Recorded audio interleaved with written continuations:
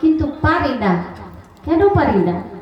কারণ আমার এই স্বরূপতে এমন বেগে ঘুরে ধরছে যে আমি একদিক দিয়ে ছুটলে আরেক দিক দিয়ে ধরা পড়ি, আরেক দিক দিয়ে ছুটলে আরেক দিক দিয়ে বাধা পড়ি। এই স্বরূপুর ষড়যন্ত্রে সব পয়মাল হয়ে যায়। আমি কিভাবে এক নামে একবার ডাইকা চুপ করে বসে থাকবো? স্বয়ং আল্লাহ যেখানে স্বরূপ বান্দাকে দিয়েছে, এই বান্দা একটা রিপু, স্বরূপুর মধ্যে একটা রিপু মানুষের ভিতরে থাকলে পরে এই রিপুর যন্ত্রণায় মানুষ অস্থির হয়ে যায়। কত রকমের মারামারি, কাটাকাটি, ফাটাফাটি, কত কিছু হইতেছে, একটা রিপোর্ট তারনায় বেশি হইতেছে। আর ওই রিপোর্টটা যদি বান্দার ভিতরে আল্লাহ না দিত, পরম গুরু এই শিষ্যর ভিতরে না দিত, মানুষের ভিতরে না দিত, তাহলে কাটাকাটি, মারামারি কিছুই থাকতো না। তবে ওই রিপুর সাথে যুদ্ধ কইরা নিজেকে জয় করতে পারছে যে, তারাই হইছে আমার হকশা বাবা, তারাই হইছে সুলেমান শাহ, তারাই হইছে সুলেমান লেংটা, তারাই হইছে জিন্দা শাহ, নোয়াব আলী শাহ, রাহাত শাহ আর গনি শাহ বাবা। এইভাবে অনেক অনেক মহামানব, আল্লাহর প্রেমিক, আল্লাহর বন্ধু। ওয়াল ফাকরে ওয়াল ফাকরু মিন্নি, আল্লাহ বলছে আমার ফকির আমার ভেদ, আমি হইলাম ফকিরের ভেদ। ওই রকম ওলিয়াল মুর্শিদা খোদা, যেই মুর্শিদ সেই খোদা হয়ে গেছে ওই স্বরূপুর সাথে যুদ্ধ করে। তা আমি সাধারণ মানুষ, আমি হইলাম সাধারণ মানুষ, আমি কিভাবে তার সাথে যুদ্ধ করে একটা নাম ধরে ডাইকা বসে থাকবো?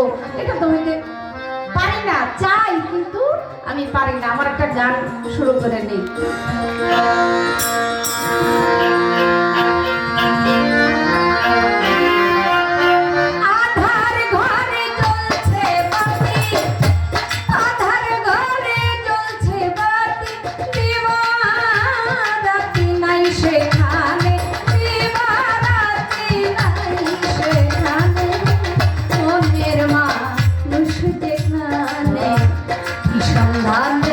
যাই সেখানে আমি কি সন্ধানে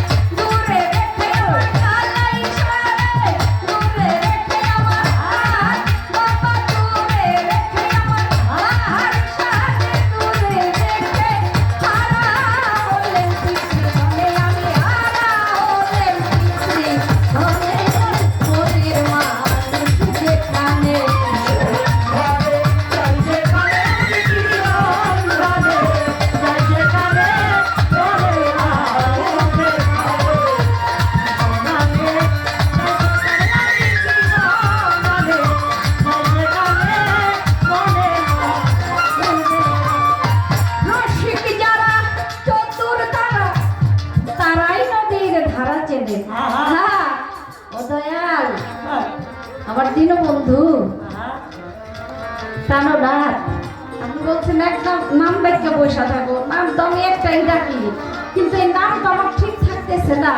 কারণ ওই যে রসিক যারা চতুর তারাই নদীর ধারা চেনে, আমি তো রসিক না। রসিক হওয়া কি চারটাখানি কথা? আপনি বলছিলেন দয়াল যে গুরু হওয়া কি চারটাখানি কথা, পাঁচ আর সাল বাটলা কি আর কিছু থাকে? ভক্ত শিষ্য আর আমি বৈশা বৈশা খাই, নিজের বোঝা আরেকজনের ঘাড়ে চাপাইয়া দেয়। আর দয়াল মুর্শিদ দয়াল গুরু ভক্তের বোঝার ভারে অস্থির হয়ে থাকে।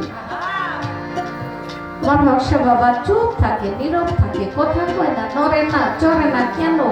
সে তো হালকা না, আমার দয়াল তো হালকা না। বোঝায় মাথা শরীর দেহ একেবারে লুইয়া পড়ছে মাটিতে। কার বোঝা?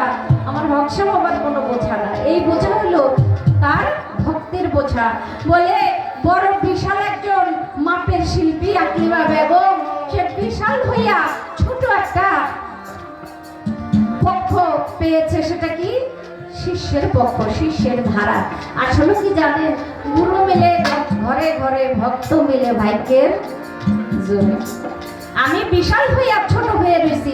ছোট হওয়ার কারণ হইল যে এই গুরু মিলে ঘরে ঘরে, ভক্ত মিলে ভাগ্যের জোরে। ও দয়াল, আমি এক নাম ধইরা বৈশা থাকতে চাই, পারি না। আমার সংসার ধর্ম, আমার ছেলে মেয়ে, বাবা মা, আত্মীয় স্বজন, কত কিছু সারাদিন করে। দিনের কাম রাইত হইলে আমি কত কিছু কাম করি। আমার কামে আমার বিবি কখনো সন্তুষ্ট হয়, আমার কামে কখনো বিবি অসন্তুষ্ট হয়ে যায়। আবার দেখা যায় ওই আউলিয়া যারা, আল্লাহর প্রেমিক যারা, বন্ধু যারা, তারা কোনো কাম করতে হয় না, চোখের ইশারায় সব কাজ শেষ হয়ে যায়।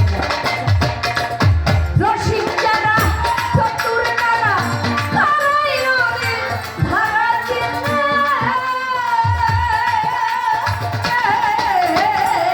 রসিক যারা,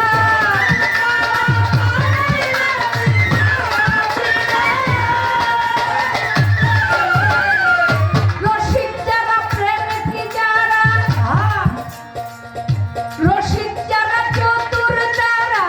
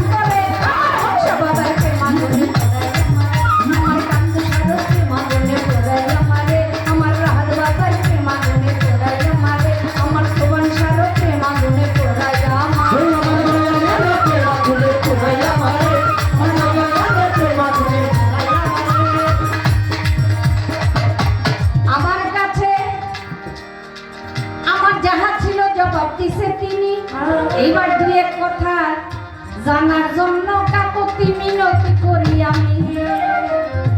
আমার কাজই তো এটা আসছে না, নাকি বলেন?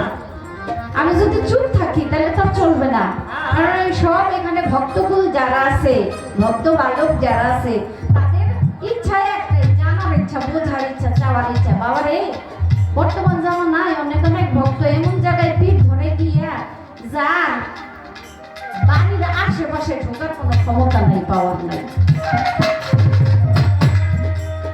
পাওয়ার আছে কি জানেননি? লাইন ধরে দাঁড়াই থাকবো, বাবাই আছে, বাবার সাথে দেখা করেন, মাইকে ঘোষণা করে, মায়ের সাথে মায়েরা গিয়ে দেখা করেন, গুরু বোনটা গিয়া, আর বাবার সাথে গুরু ভাই যারা আছে তারা গিয়ে দেখা করেন, তাড়াতাড়ি দেখা করেন, অমুক টাইম থেকে অমুক টাইম পর্যন্ত। এই দেখা করতে যায় সিরিয়াল ধইরা যাই নজরানা দিবে দিয়া, মানে হাতেও দিতে পারে না, আরেকজন এরকম একটা খুঁতি ধরে রাখে, কি রাখে না, এমন একটা খুঁতি ধরে রাখে ব্যাগ, ওই ব্যাগের ভিতরে বাবারে সালাম করতে গেলে সালামটা পর্যন্ত করতে পারে না, পায়ে মোজা দিয়া, আর ওই মোজার ভিতরে সেন্ট আতর সুগন্ধি মাইকে বয়ে থাকে। যদি আমার এই সাধারণ হাতে আমি যদি আমার দয়ালকে সালাম করি, ভক্তি করি, তাহলে যদি আমার দয়ালের কোনো সমস্যা হয়ে যায়, এর জন্য পাওনা পর্যন্ত ছোঁয়া যায় না, পায়ের ভিতরে পূজা করে থাকে, থাকে না? ও মানুষ কই গেলা, কার কাছে গেলা? যার কাছে গিয়া মনের সুখ দুঃখ বলতে পারবো না, আমি তার কাছে কেন যাব? আমি তার কাছে গেছি কেন? তুমি মাতা, তুমি পিতা, তুমি বন্ধু, তুমি ভাই, তুমি ছাড়া আর আমার কেউ নাই। যে নাকি আমার প্রাণের বন্ধু, যে নাকি পৃথিবীর সবচেয়ে বন্ধু, দুনিয়া এবং আখিরাতের বন্ধু, তার কাছে গিয়ে তো আমি সব বলবো, সুখ দুঃখ সবকিছু তার কাছে শেয়ার করবো। সেখানে যে কি আমি যদি বলতেই না পারি, কিছু তার কাছেই বসতে না পারি, তার কাছে আমার দুঃখ কথা নাই বলতে পারি, তাহলে আমি তার কাছে যাবো কেমনে? ওই জায়গায় যাওয়া ঠিক না, ওই জায়গায় যাওয়া ঠিক না। মানে নাম করা ইতিহাসের পাতায় নাম করা, দাওয়াত দিয়া নিয়ে এত এত খাওয়ার দিতে হয়, অনেক সময় দেখা যায়, জানা যায়, এত এত খাবার দিতে হয়। গরিব মানুষ পারে, ও ভাই, গরিব মানুষ তো 3 বেলা ভাতও খেতে পারে না, ডাইল ভাত খায়। সেই গরিবের বাড়িতে দয়ালকে কিভাবে দাওয়াত করে নেবে? নেওয়ার তো সম্ভব না। তাহলে ওখানে আমার যাওয়ার দরকার কি? আমি সেখানেই যাব, আমি যার কাছে গিয়ে পায়ের তলায় গিয়ে বসতে পারবো, যার কাছে গিয়ে আমার প্রাণের দুঃখ কষ্টগুলি আমি বলতে পারবো, সেখানেই যাব। তাহলে আমার অত দূরে যাওয়ার দরকার নাই, অত বড় পীরের কাছে যাওয়ার দরকার নাই। বেয়াদবি মাফ করবেন, বড় পীর আউলিয়া রাস্তা দিয়া যায়, বড় পীরের আগে পিছে কত মানুষ হাঁটতেছে। এক বেটা বড় পীর আউলিয়ারে দেখা দৌড় দিয়ে একটা গাছের আড়ালে গিয়ে পালাইছে। সবাই চিন্তা করো কত বড় বেয়াদব। আমরা বড় পীরকে দেখার জন্য ঘর থেকে দৌড়ে বাইরে এসে বসছি, আর এই সারামজাদায় বড় পীরের দেখা দৌড়ে গাছের আড়ালে গেছে। কারণ কি? বড় পীর কয়, বাবা তোমরা কেউ কিছু বললো না।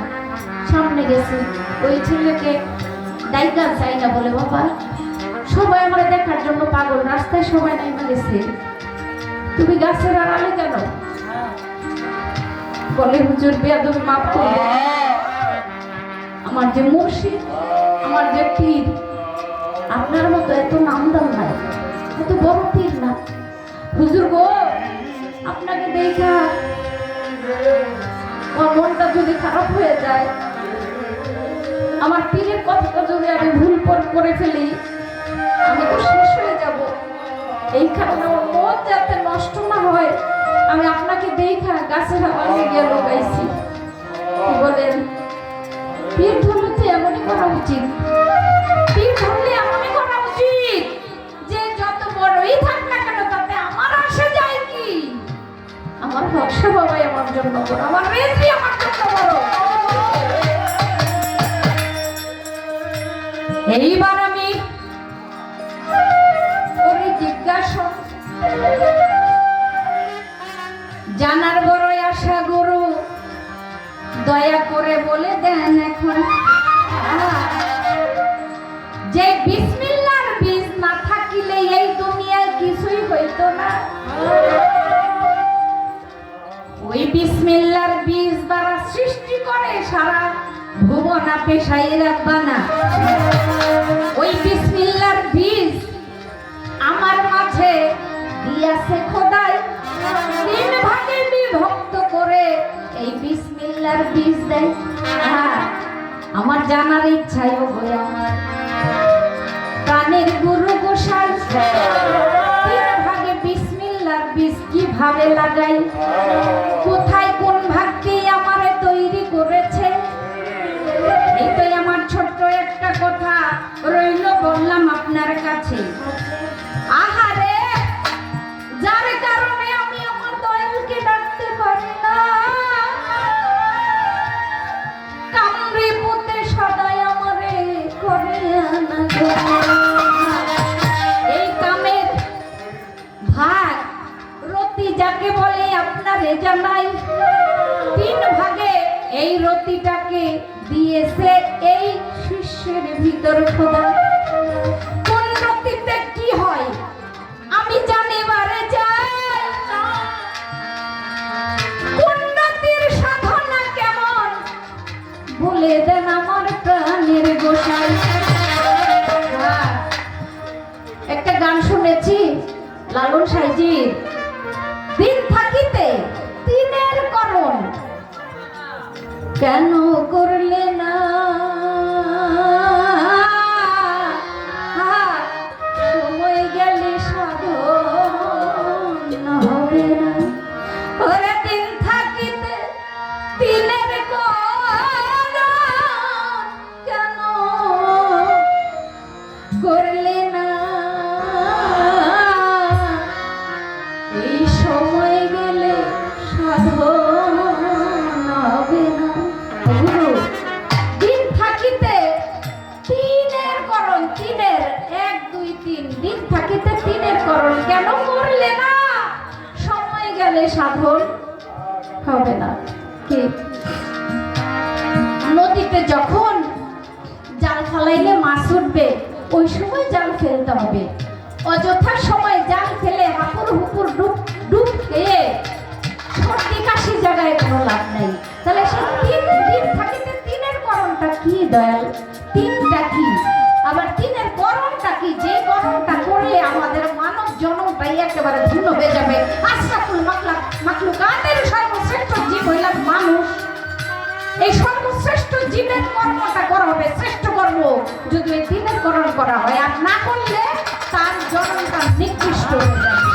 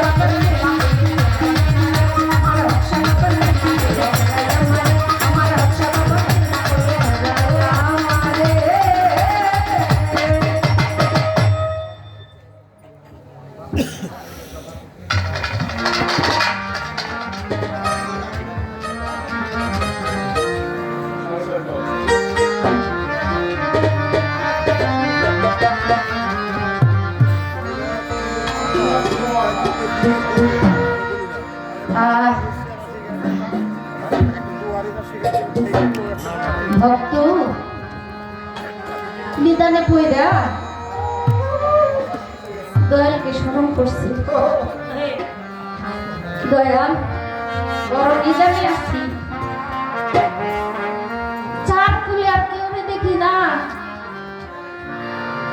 দয়াল আমার নিদানটা একটু উদ্ধার করেন না। ভক্তের দিন ভগবান, অভক্তির দিন অপমান। দয়াল বিনা তার টেলিফোনে খবর পাইয়া শিশু বাড়ি গেছে। যাওয়ার পরে গুরু বাড়িতে পাড়া দেওয়ার সাথে সাথে তার নিদান দুর্দিন সব শেষ হয়ে গেছে। এবার বলে, বাবা আমার স্মরণ করছো, আমি আইছি, তোর নিদান শেষ, আমি চলে যাই। বলে বাবা চলে যেমন যান, আবার কবে আসবেন? দয়াল বলে বাবা রে, আবার যেদিন তোর দুর্দিন হবে সেই দিন আমি আসবো তোর কাছে। ভক্ত পায়ে পড়ে বলে আমার আর সুদিনের দরকার নাই, আমার সারা জীবন যেন দুর্দিন লেগে থাকে, সারাক্ষণ সারা জীবন সব সময় দয়াল আপনি আমার কাছে থাকবেন, আমি সেই দুর্দিন চাই। আমি চাই না দোজখ, চাই না বেহেশত, আমি চাই শুধু তোমাদের, আর কিছু আমার দরকার নাই। কবে আমার তীরে বর্ষা ভিড়াবে না,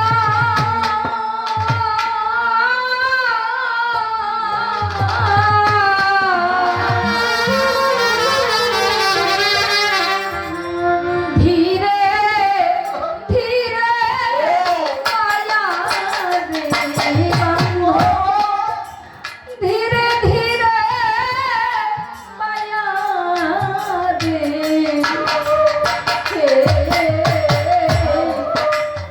ওরে আমার জীবন নদী নিয়ে রে,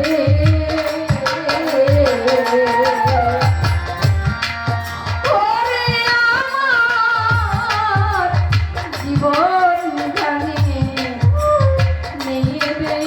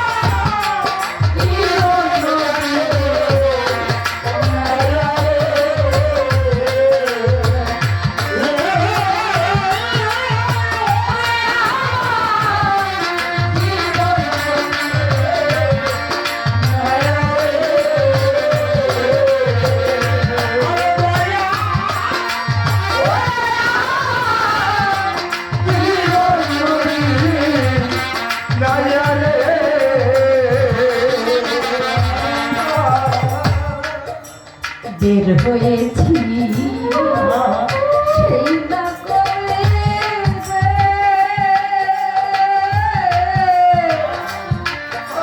দয়া,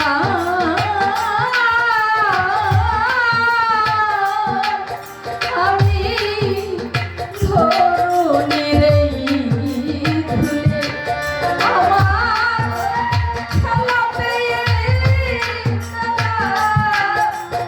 গেল রে, বর্ষা তোমায় আছি ভুলে রে।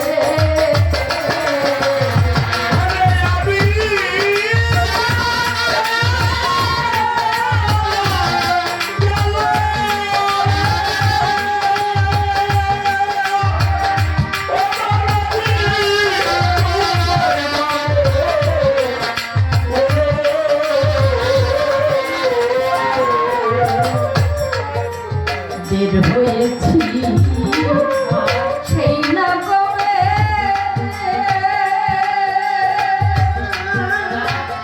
ওরে দয়াল ধরুনির ধুলে আমার খেলা পেয়ে বেলা গেল রে, ও দরদি তোমায় আছি ভুলে রে।